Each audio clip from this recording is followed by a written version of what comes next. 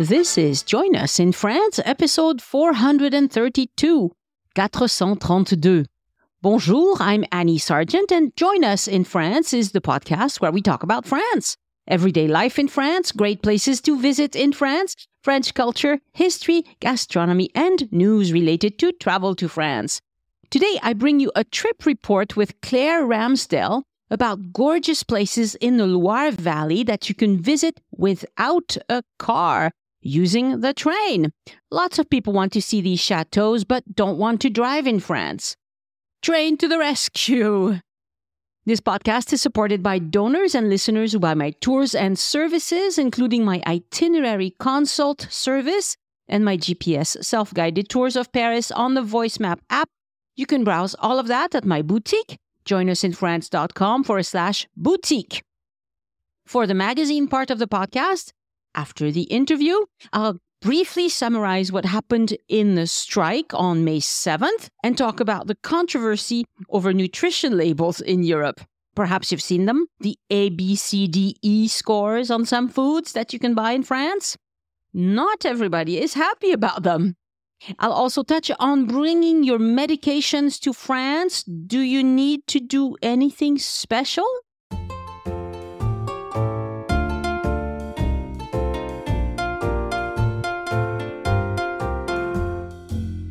Bonjour, Claire Ramsdell, and welcome to Join Us in France.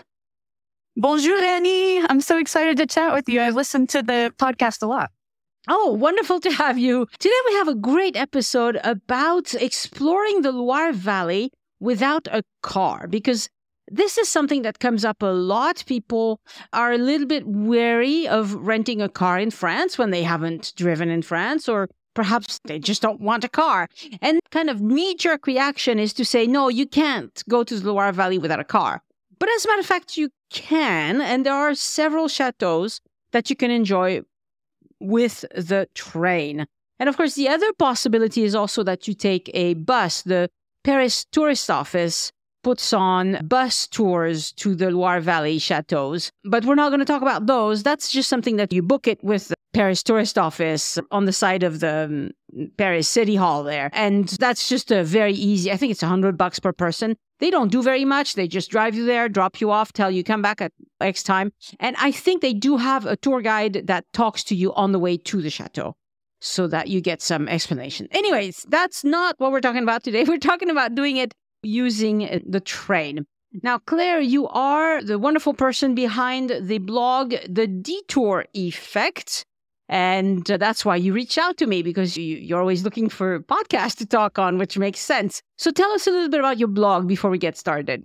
Yeah, so The Detour Effect, I talk a lot about traveling on a budget, traveling while working remotely. I do a lot of outdoor adventure travel, hiking, that sort of thing. The idea behind the detour effect is that sometimes you find more than you were expecting if you're flexible and you let yourself kind of get off on detours instead of sticking really strictly to a plan. Whenever I'm at home in the States and I work remotely, I can spend as much time as I want in the places that I go to. But obviously, when you're in another country, you can't overstay your welcome. So you got to play by the rules. And so when I am in France, I try to make the most of the time that I have, and preferably on a budget as well, trying to fit as much in. And so that usually does mean public transportation.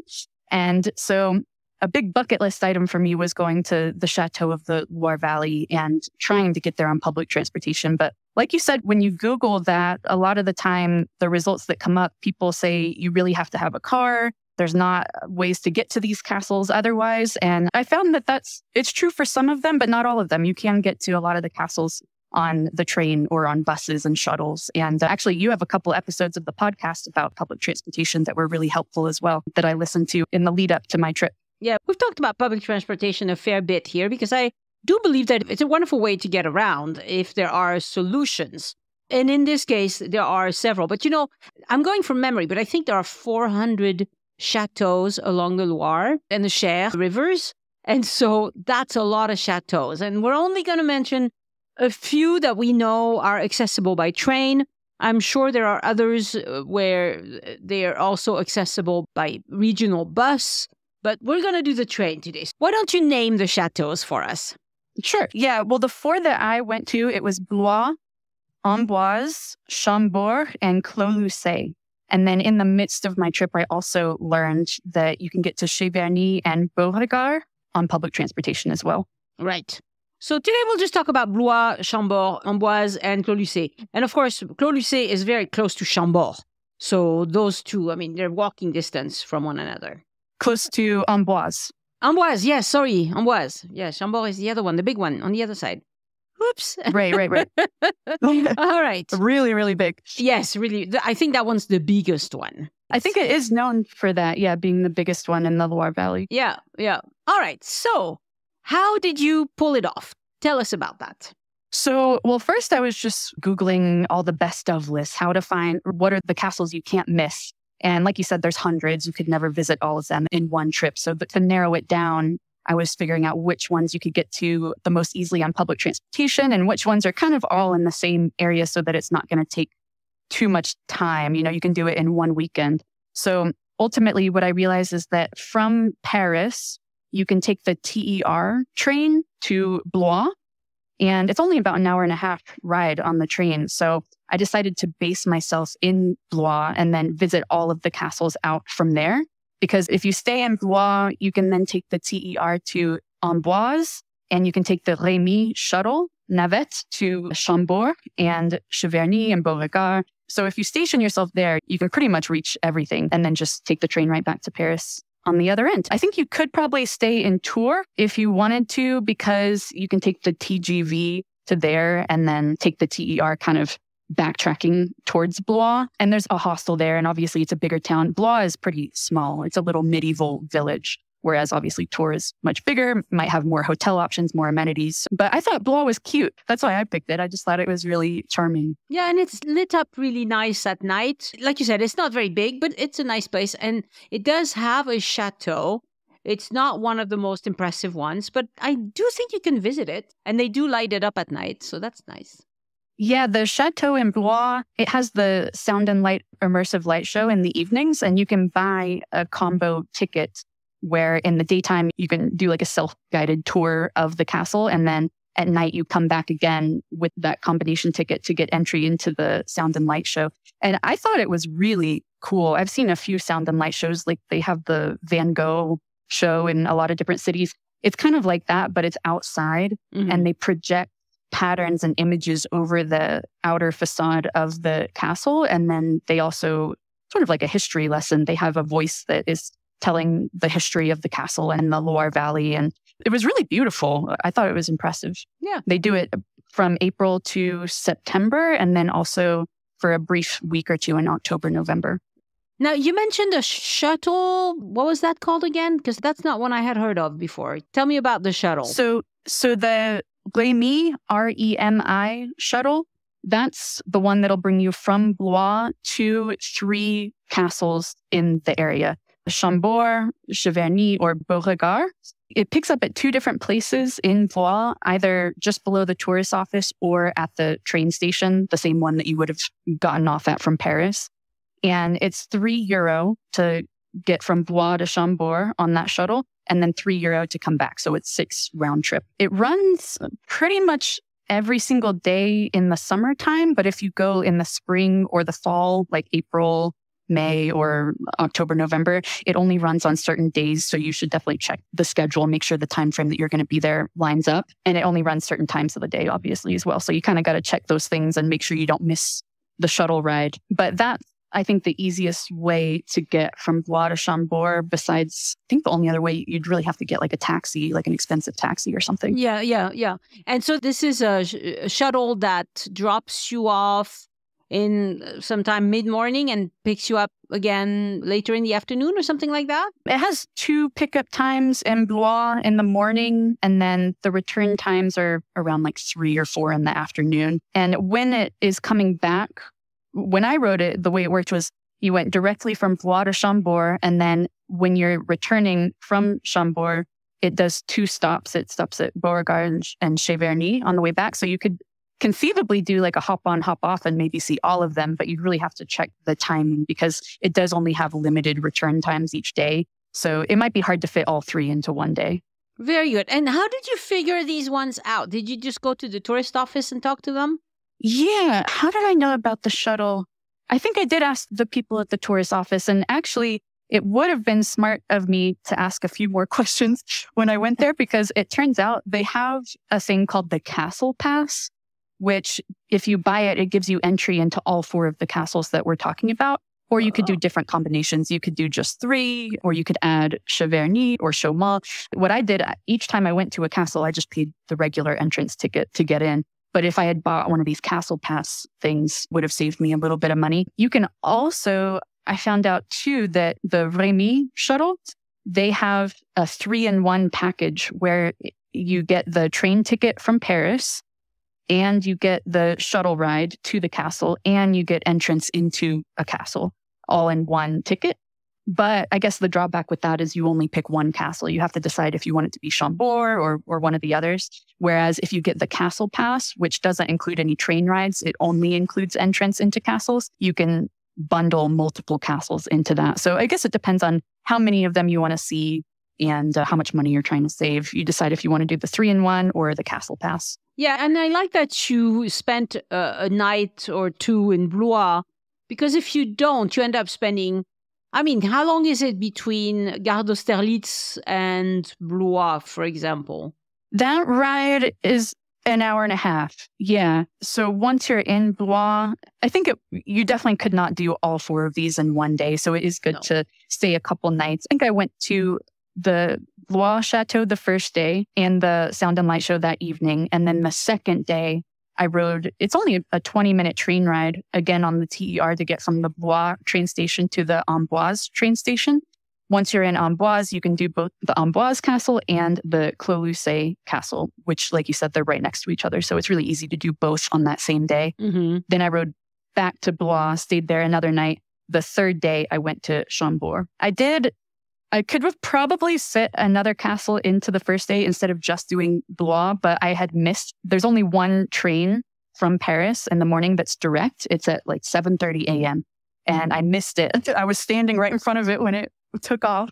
So I had to take a different train to Orléans and then a bus to Blois. And that kind of set my timing back. I think if I had gotten that 7:30 a.m. train, I might have been able to see the Blois Chateau and then maybe also taken the shuttle to Chambord or something else.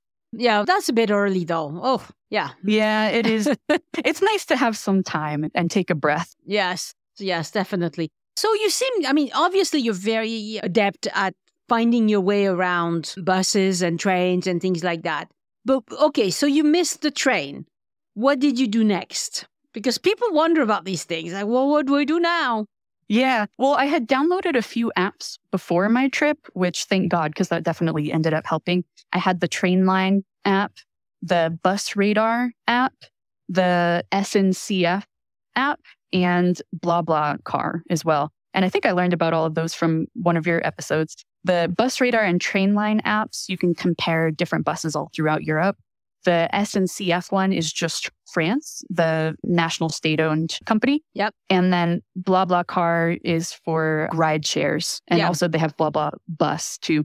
So I had my phone stacked with all of those. And so if I ever felt like I wanted to change my plan and maybe do something other than the original train time that I thought I was going to do, or if I was forced to make a new plan because I missed my train, then I could look at those apps and find some other kind of option. And also just Google Maps, you can find, you put it to the transit setting and it helps, but sometimes that's not updated with maintenance or strikes or sort of last minute changes. I like having those other apps as a backup. And I also just asked, I think there was a attendant on site when I missed my train. I ran and asked him what else I could do. And he explained that any train headed towards Nantes or Tours should stop in Orléans. So just look for, the next one going to one of those cities and I should be able to still get there and then take the bus to Blois. Mm-hmm. But yeah, I use the eSIM, like a SIM card. Most people get a physical SIM card for their cell phone, but they now have the electronic ones where you don't have to physically put a new SIM card in your phone. Yep. You can just download it. So that's what I used when I was in France.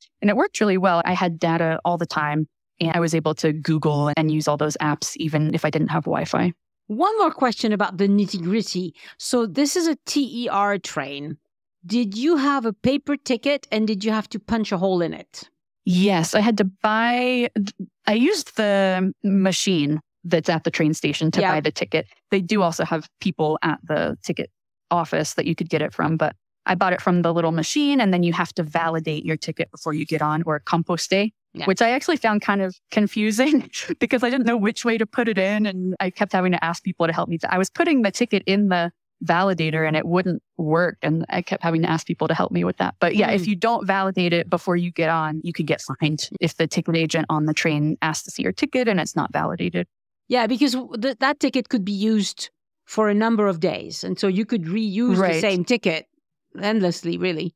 Well, for a Right. while So it's like anyway. proof. Yeah, it's proof that you've used the tickets and that you're not going to use it again.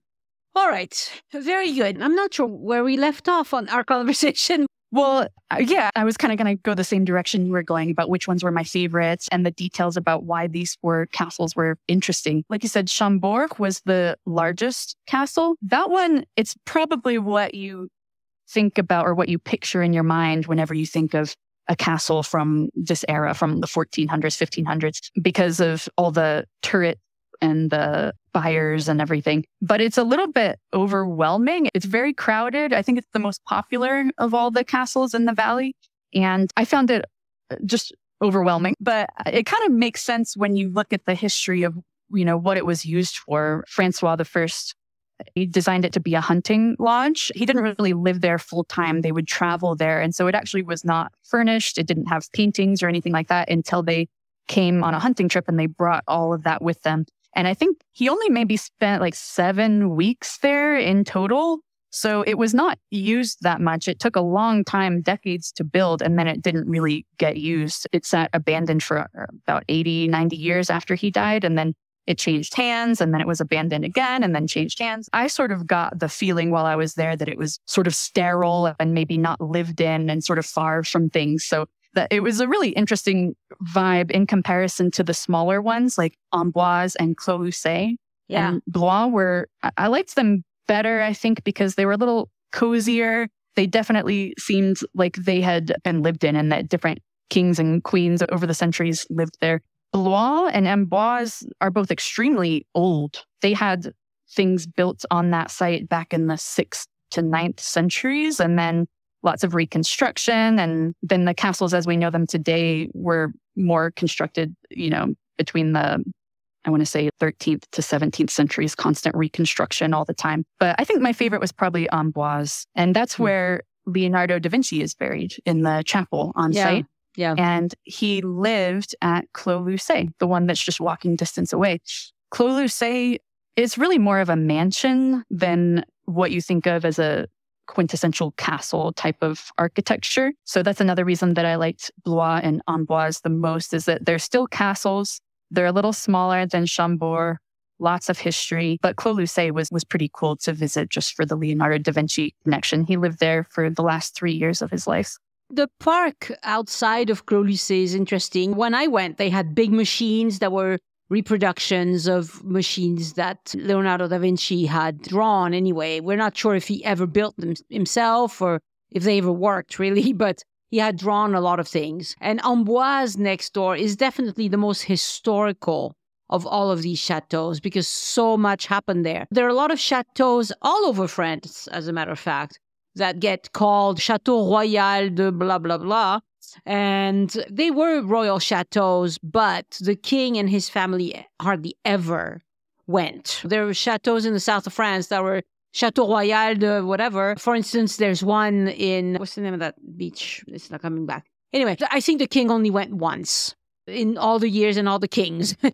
But Amboise, the family actually lived there. There was even one of the heirs of the throne who died because he was chasing another kid down in the cellar and he hit his head really hard against a wooden beam. Oh my gosh. Yeah, and that killed the heir of the throne. They actually lived there a lot. And so it's full of a lot more history than a lot of these other chateaux in the Loire Valley or anywhere in France. Yeah, I think Catherine de' Medici raised her children in Amboise, and then she died at the Blois Chateau. So there's a lot of history about her at both of those castles. And I don't know if you've seen that new TV show, The Serpent Queen. Have you seen that? No, I have not. A lot of the scenes are shot at these castles. I think the double helix staircase that was designed, supposedly, I don't know if they know for sure, by Leonardo da Vinci at Chambord. There's a scene where they're all in front of that staircase. And then there's another scene where I think she's at the Blois Chateau and she's talking about how she's going to gift Chaumont to another person. It's kind of fun to watch that show and see all these places that now I've actually been to. But yeah, the Amboise one has a lot of history, and the Blois Chateau as well, because there was a murder there. Duke of Guise was murdered by Henri III, and his ashes were thrown into the Loire. And they say Joan of Arc was blessed there in 1429, just before she went to fight the English at Orleans. And there's, since it was reconstructed so many times over the years, there's 4 different architectural styles. Each king had their own style. So it's kind of like a patchwork of Renaissance and Classicism and Gothic architecture. Yeah, it's kind of hard to keep up with. It's sort of Game of Thrones-y, when you really start to read about the different kings that lived in each place and how many times they changed hands and the different conflicts that were happening in the valley at these times. Yeah, especially the early French kings. It was very much like Games of Thrones. I mean, they were ruthless. They killed one another. Anybody who was seen as a threat was murdered. So it was very cutthroat early in the French dynasties. Afterwards, it got a little bit less violent. But yeah, there was a lot of weird stuff going on. I was reading that after the 100 Years' War, different conflicts, the chateaus really became more about, showing off and pleasure, using them for trips and things like that, as opposed to actually being defensive structures. All right. So how did you get back to Paris? Apparently you used BlaBlaCar, right? Yeah. So I thought I would be able to retrace my steps by taking, the hour-and-a-half TER train just back to Austerlitz.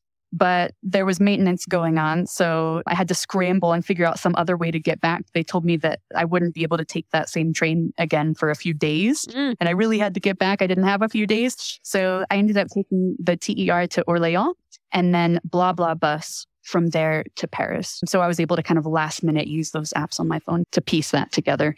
And yeah, it was pretty easy though. I mean, it's a little stressful in the moment, but it's pretty easy to find the ticket. Yeah, there are always surprises when you travel, and especially in France, there's strikes. Like right now, we have a problem with getting gasoline because there's a strike. And so you have to be a little bit nimble. And I think really, if you're good at using your phone and searching for options and you keep your ear out for the apps that are helpful, you're going to find something. And yes, it might delay you. It might not be what you wanted, but really there's usually a solution. And regional buses are pretty good in France, usually. Yeah, it seems like there's always a backup option. Like there's really no cause to panic if your first option doesn't work out. Right. And if, for example, there is a problem on a train line and the train for some reason cannot continue, usually the SNCF will get buses, will bus people to, the people who are in that train, right, to wherever they were going. They have options. No, you're not going to be abandoned in the middle of the track. They will take care of you, but you will be delayed. And, if you're someone who's on a tight schedule and you have made a lot of reservations here and there, it could be very upsetting, but it's not the end of the world, usually. I think you have to have a little flexibility. I wouldn't plan this Loire Valley public transportation trip too tightly up against some other type of trip that you might have planned for the day after or the day before. Luckily, I had the whole 3 days that I could spend, and it wasn't really a super tight schedule, so I could kind of be a little flexible with it. And I think that's why it went so easily. Because if I had a guided trip that I really needed to make the time for or something like that, then it might have been more stressful. Yeah. So is there anything that did not work out that you would warn people against? Well, so whenever I went to Amboise, where Leonardo da Vinci is buried or entombed in the chapel, they happened to be doing a lot of construction during that time. And so I couldn't go in. I couldn't really even see the outside of the chapel because of all the construction stuff around it. So that was kind of disappointing. Yeah.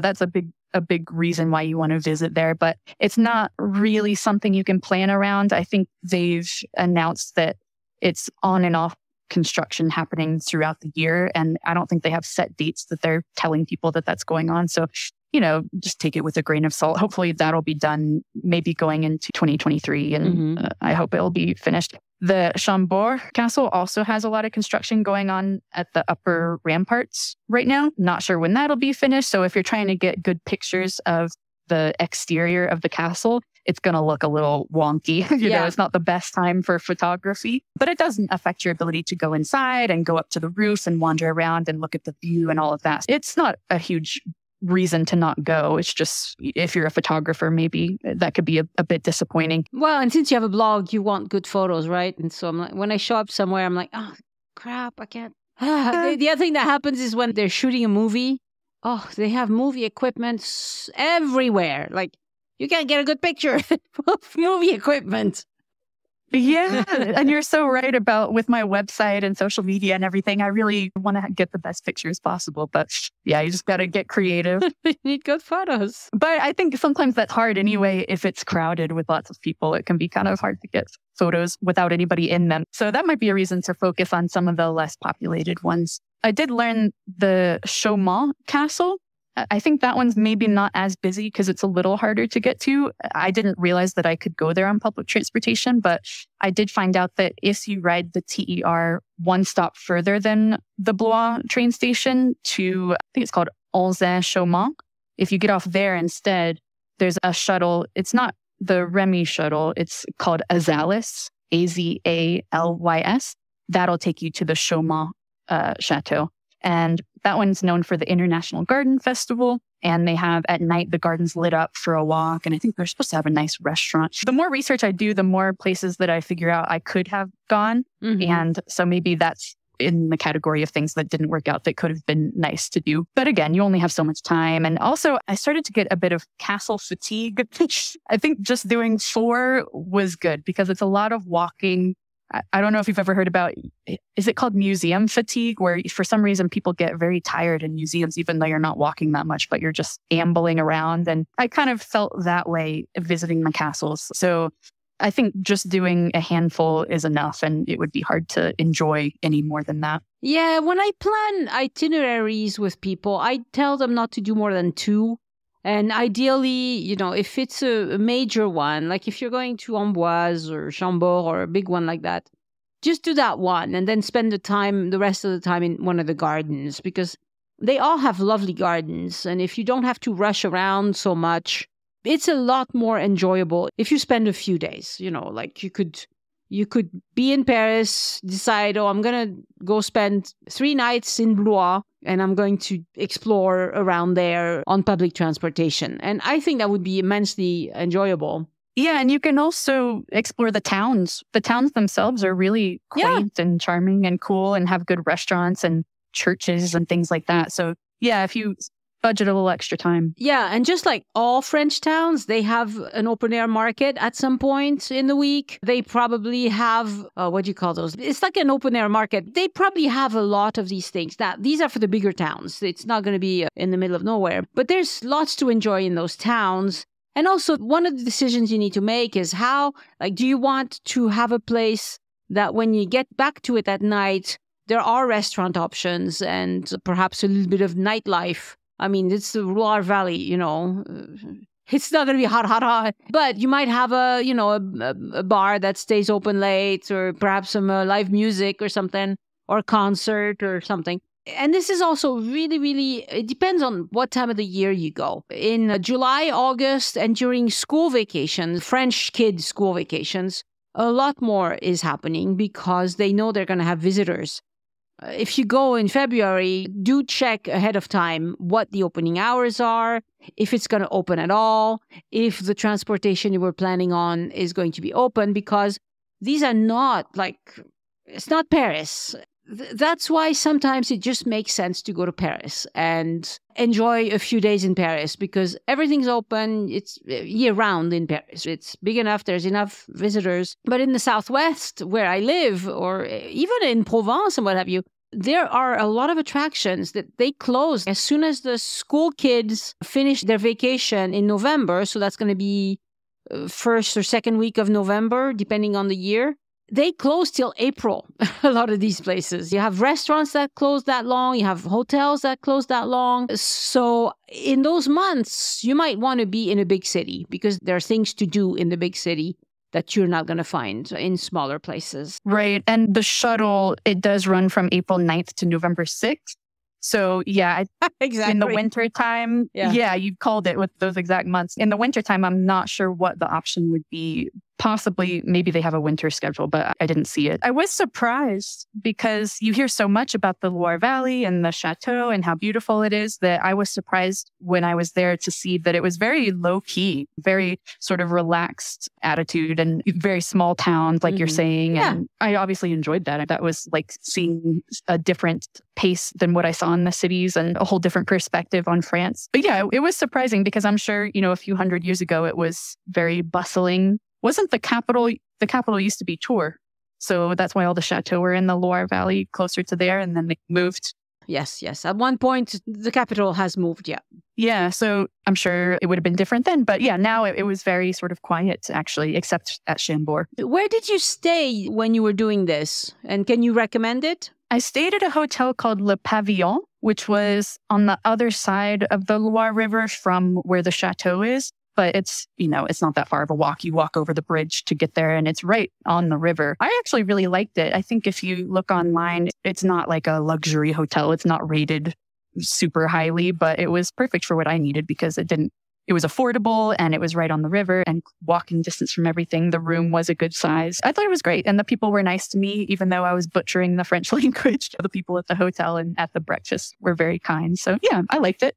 I think most people probably try to get a hotel that's on the same side of the river as the chateau, just to be a little bit closer to the center of Blois. But it's a small town anyway. It doesn't make that big of a difference if you stay on the other side of the river. Mm-hmm. Do you have tips for people visiting France in general? When they're preparing a trip to France, what should they pay attention to? Well, I would definitely say you can take public transportation a lot more often than you might think you can. I used it to get pretty much everywhere. I went to Giverny and Fontainebleau and pretty much I went to Strasbourg, everywhere on trains. Mm-hmm. And I definitely would recommend the eSIM for your phone because it's more affordable than a physical SIM card and you're not going to get stuck in a year-long contract like you might with a physical SIM card, even though you're only visiting France for maybe a few weeks. I do have just very specific tips about places that I enjoyed going to. I really like, certain restaurants in Paris and that sort of thing. I liked this place called Le Vieux Belleville, the Old Belleville in Paris, which is a restaurant where every Tuesday they have Edith Piaf night and they pass out lyric sheets and they want the diners to sing along with the singer and the accordionist. It was so fun. People stood up and were dancing and singing and I love Edith Piaf. So that was like awesome for me. And yeah, that was great. So, I have individual recommendations like that. But otherwise, coming to France, I was surprised that it really, as an American, was not that confusing to figure out what's going on. You drive on the same side of the road. Road signs and stuff have pictures that make it obvious what they're talking about, even if your French is not that great and you can't read the words as much. And using the apps on your phone that I might use back home, I can still use them in France. Yeah, I was pleasantly surprised that I was not just confused the entire time and I didn't struggle too much. How many times have you come to France so far? Before this trip, I think I only had, twice. I went when I was a kid and I did all the typical touristy things like going to the Louvre and everything. And then I came in 2019 because I was going to hike the Tour du Mont Blanc. And that was awesome. Well, that year I wasn't able to finish it because there was a glacier scare. They thought a glacier was going to crash into Courmayeur and they evacuated it. But I came back this year to finish it. That was actually the purpose of my trip this year. And then I just expanded my trip by going to Paris and the Loire Valley and these other places at the same time. But yeah, so I guess that's three trips, but this is the one that I really did the most exploring on my own and really learned the most. Did you consider doing any of the Loire Valley on a bike? Because that's something really popular that a lot of people do. I did see that you could rent bikes a lot of places. And at the Chambord Castle, you could rent bikes, boats. They had all different exhibits besides just the castle too. But it's not something I thought about in advance. Interesting. Yeah, that would be my first thought. But then if you do rent a bike somewhere, there's not a lot of bike shops that will let you return it somewhere else. I know WeBike does it, but I'm not sure other places will do that. So a lot of these places you'd have to do kind of a round trip and then move on to the next place and do another round trip. But there are a lot of bike shops in France. And along the Loire Valley, it has a good reputation for bike paths being well maintained and lots of bike shops to rent and repair if you need to. I also saw a lot of campsites in the Loire Valley, and I think some of those had bike rentals as well. Oh, definitely. So, yeah, there's a lot of different options depending on whatever your flavor of choice is with camping and hotels or cars versus transit versus bikes. Yep. All right. Well, Claire, thank you so much for talking to me. This has been very interesting. I hope it encourages some people to visit these places when they go to Paris and get out of Paris a little bit. Go see the rest of the country. You can do a lot without a car. Now, there are places where you definitely need a car. These are a few chateaux, and there's many, many more that you can't get to. So if you have your heart set on seeing this one particular one that you can't get to without a car, then I'm afraid, you're going to have to. But BlaBlaCar is an option. Uber is an option. You get as close as you can, and then you call an Uber, see if they'll take you to the chateau. Yeah, get creative. I think that's the overall lesson. Yep. Thank you very much, Claire. Thanks, Annie. I really appreciate chatting with you. Au revoir. Au revoir.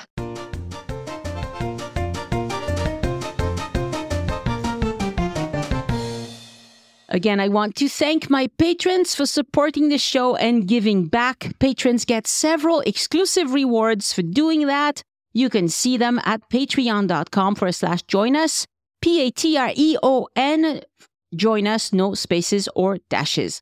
Thank you all for supporting the show. Some of you have been doing it for a long time. You are amazing. And a shout out this week to new patrons, James Lesmeister, Stephanie Ramsey, and Karina Janova.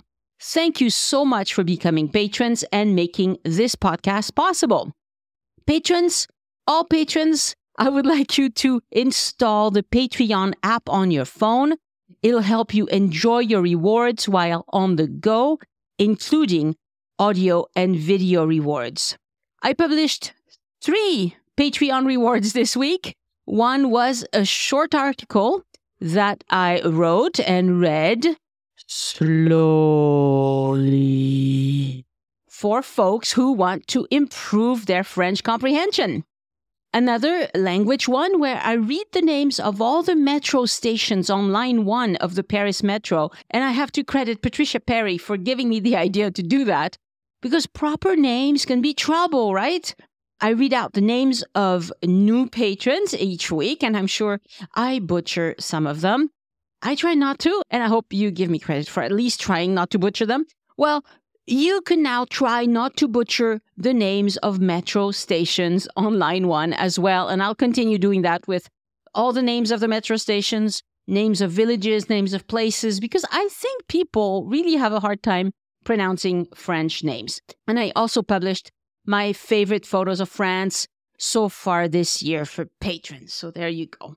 My thanks also to Marjorie Sander, Ria Dakayan, and William Paul for sending in a one-time donation using the green button on any page on joinusinfrance.com that says, Tip Your Guide. Marjorie wrote, "This is probably the best podcast I have come across yet in all topics. Ooh. The information you share is direct, relevant, and without an agenda. A rare find these days. Your podcasts have been so helpful in planning my upcoming trip to France. Thank you." Wow. Thank you, Marjorie. I do like to keep it real, and my only agenda is to help you have a grand time in France. It's a fact that there's more money to be made by not being such an open book. But I have wonderful listeners who support the show, and that's fantastic. Merci. And William wrote, "I really enjoyed your podcast. My wife and I will be doing a month-long trip to France in September this year, and will utilize many ideas from your podcast." Well, thank you, William. I'm sure it will help you do that. If you're preparing a trip to France and listening to as many episodes as you can to get ready, keep listening to the podcast because that's a great way to do it. Search the website as well. Lots of things you can find if you just hit that search button. You can also hire me to be your itinerary consultant. Here's how it works. You purchase the service on joinusinfrance.com/boutique. Then you fill out a document to tell me what you have in mind. We make a phone appointment and we chat for about an hour. And then I send you a document with a plan we discussed. Now, my time is always booked up several weeks in advance. You can see the date for my next availability on the only page where you can buy this service. That's at the Join Us in France boutique. And if you cannot talk to me because I'm all booked up, you can still take me in your pocket by getting my GPS self-guided tour on the Voice Map app. I've produced 6 tours, well, 7 actually, one in French too, and they are designed to show you around different iconic neighborhoods of Paris, the Eiffel Tower, that one is either in French or in English, Ile de la Cité, Le Marais, Montmartre, Saint-Germain-des-Prés, and the Latin Quarter. If all you do is walk one of my tours each morning when you're in Paris and go into some of the places that I take you to on the tour, you'll have a fantastic time in Paris. And it certainly beats bumbling around, trying to summarize all the things you've heard or read somewhere. Who told me about this? Who told me about that? Oh, I can't remember what it is. Oh, I don't know how to spell it. Google Maps won't cooperate, that sort of thing. Okay, well, take a look at the Voice Map tours. joinusinfrance.com/boutique. Now, travel question of the week. Do you need to do anything special when bringing prescription medications to France? All right. First, bring your prescription, or at least have a photo of your prescription in your phone. Secondly, put your prescription medications in your carry-on, not in your checked luggage if you have that. People wonder if they have to bring their pills in the original bottle or if they can put them in baggies or in a pill box. Now, unless you're bringing pounds and pounds of prescription medications, in which case someone might suspect that you have some sort of retail business going on, you don't need the original bottles. If you're bringing normal amounts of medicine, even if you take 10 pills a day, French people take 10 pills a day as well, Some of us. It's okay in those cases. If you're just doing the normal, I bring my pills for 2 weeks, there's nothing special that you need to do. If you bring opioids and you have a prescription for those, there's nothing to worry about. Yeah. If you're diabetic and you're bringing needles and insulin for your trip, no worries. Just put the insulin pens in a plastic bag because it's liquid. Needles go in your carry-on. Have your prescription with you. It won't even make any difference. It's so easy. Nobody cares about this stuff. If you are bringing supplements, just be reasonable with the amounts. If you bring your multivitamin, your B12, your D3, whatever it is, no problem. It's normal. Now, if you bring a carry-on full of supplements, because for some reason you need that, then leave them in the original supplement bottle because that way it's clear what they are. So to summarize, unless you're bringing a weird amount of pills, don't worry about it. There you go. But do bring your prescription just in case you need medical help because they'll need to know exactly what you're taking and in what amounts. I also got this feedback from Nancy Pincombe-Dockside. She said, the U.S. State Department is experiencing delays in processing passport renewals, with some taking up to 3 months. As of this morning, they are telling travelers who haven't received their new passports and are traveling international in less than a week to call the National Passport Information Center at 1-877-487-278 to make an appointment at a passport agency. So if you're traveling this year, check your passport. I did, and I'm good for another 2 years. So there you go. This week in French news, we're in the middle of strike season in France. You never know when strike season is going to be. This year, it's been January through, hopefully, the end of March. Here's what happened this week. Overall, the size of demonstrations and strikers was the same as the first strike against this retirement age thing in January. So the first strike was surprisingly big because French people really don't want to work any longer. But that fizzled a bit, and now they managed to bring out about the same number of strikers. So French people are upset. They don't want to work anymore. Like they're not in love with their jobs. Okay, this is not news to anybody who knows French people. But a lot of time has passed since this law was introduced in January. So the Senate is going to vote this Friday. Then it goes to a commission. Then there's back to another vote in Parliament. A lot will happen in the next few days, but the end is near.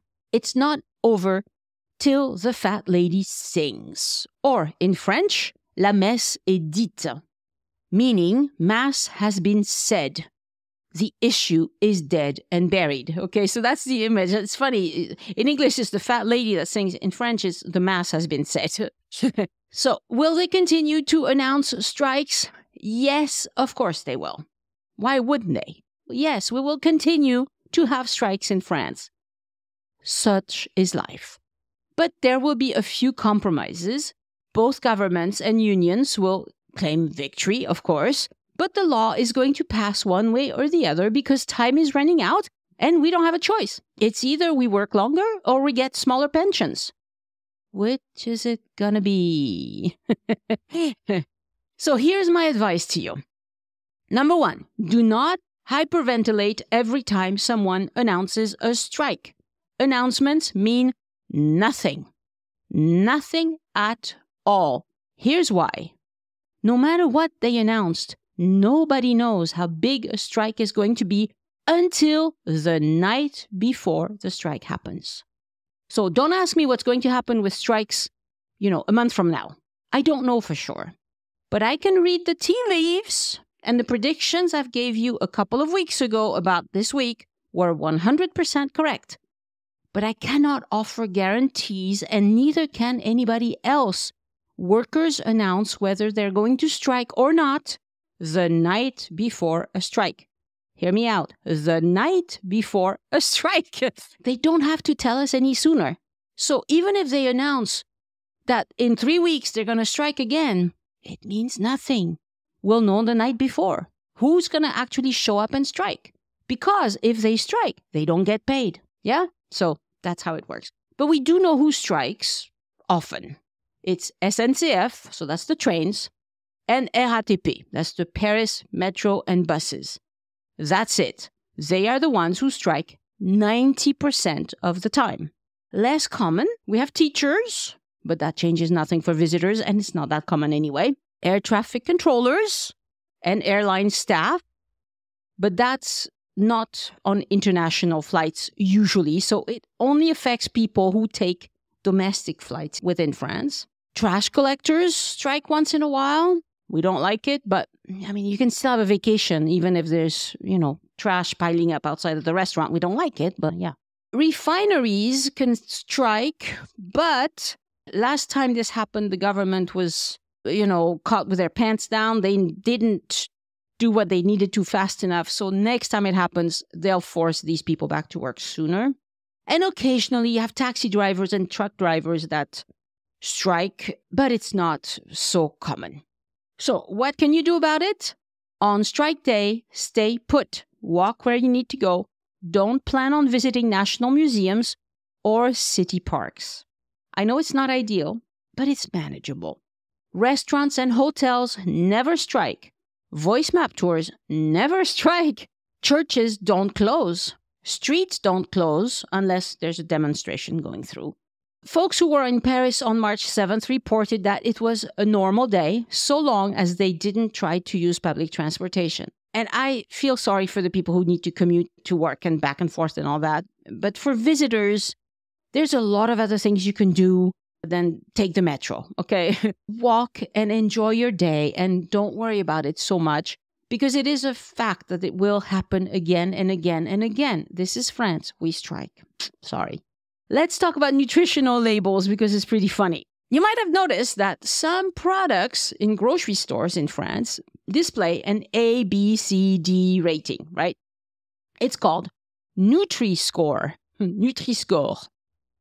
And I'll put a link to that in the show notes. Very often, it's the store brand version of a product that shows the rating.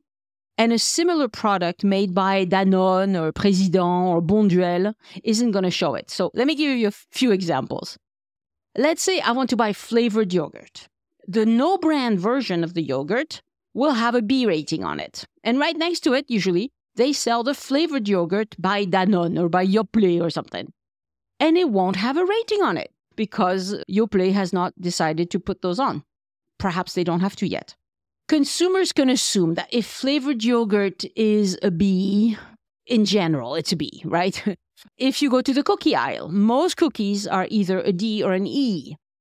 If you buy lardons, so that's bacon bits kind of things, it'll mostly have an E rating on it. Now, the Carrefour brand will have the E on it, and the branded stuff won't have it. Not everything gets a rating. I've never seen ratings on apples. But the bag of lettuce I bought yesterday shows an A. So if you're health conscious, you could limit your purchases to A or B items and do great. Like breads are usually a B, eggs are a B. It has to do with energy density, sugar content, fat content, salt content, fiber content, protein content. And I'm not super health conscious, but I do pay attention to it. And sometimes I talk myself out of buying a product just because I notice it's an E, And I know I should stay away from those. It doesn't work every day, but it works some of the time anyway. It's like the fast food restaurants in the US displaying the calorie content. It started happening a few years ago. That has stopped me from ordering some things at restaurants, right? I mean, I'm sure it's the same for you. So there are 27 countries in the EU, and big surprise, they don't all agree on when Nutri-Score should be made mandatory. Italy is leading the charge against the Nutri-Score because it turns out noodles don't have a lot, they're not super nutritious.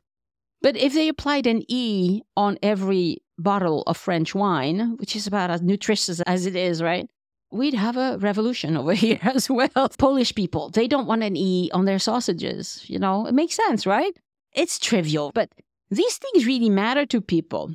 Can the EU really force a French candy maker like the Calisson Dex, for instance, that we've mentioned many times on the podcast?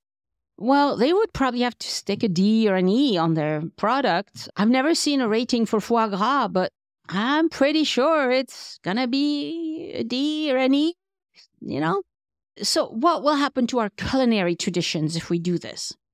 I think nothing will happen because I see the ratings and I still buy the products with a D or an E, sometimes anyway. And I'm not sure why that is, but store brands have made agreements to be more transparent about these things than the big brands, at any rate. That's a big controversy this week in the EU is, are they going to force me to stick a label on my name, the cheesy product that gets a D or an E? For my personal update this week, I'm hoping the winter is coming to an end in Toulouse. It looks like it. This week we've had some much needed rain, but it's warmed up a lot. Plants are waking up. Birds are not hitting the bird feeder quite as much as they were. So it's all good. Last Sunday, Elise and I went to Montmorin for a lovely visit of a Gallo-Roman villa and the Museum of the Aurignacien in Aurignac. It's a wonderful place for people who are interested in archaeology and anthropology. Lots to see just south of Toulouse in the Comminges area. And with the nicer weather, I've been enjoying a drive somewhere each week to visit things not too far from home, and it's been lovely. We ate in the funkiest restaurant I've seen in a long time with Elise last Sunday, and you never know. When you go rural, you never know. We'll do an episode about all of this at some point. You can help your friends plan their visit to France. Go to joinusinfrance.com/trailer and share the trailer for this podcast with them. It's short, it's sweet, and it might just be what they need to hear to get them started planning their trip to France. Show notes and a full transcript for this episode are on joinusinfrance.com/432, the numeral. And a big thank you to podcast editor Christian Kotoven, who produces the transcript, so you can find in which episode we talked about that place that you're interested in. Next week on the podcast, an episode with Elise about the Rugby World Cup. Then questions or feedback to Annie@joinusinfrance.com. Thank you so much for listening, and I hope you join me next time so we can look around France together. Au revoir. The Join Us in France travel podcast is written, hosted, and produced by Annie Sargent and copyright 2023 by Addicted to France. It is released under a Creative Commons Attribution, Non-Commercial, No Derivatives license.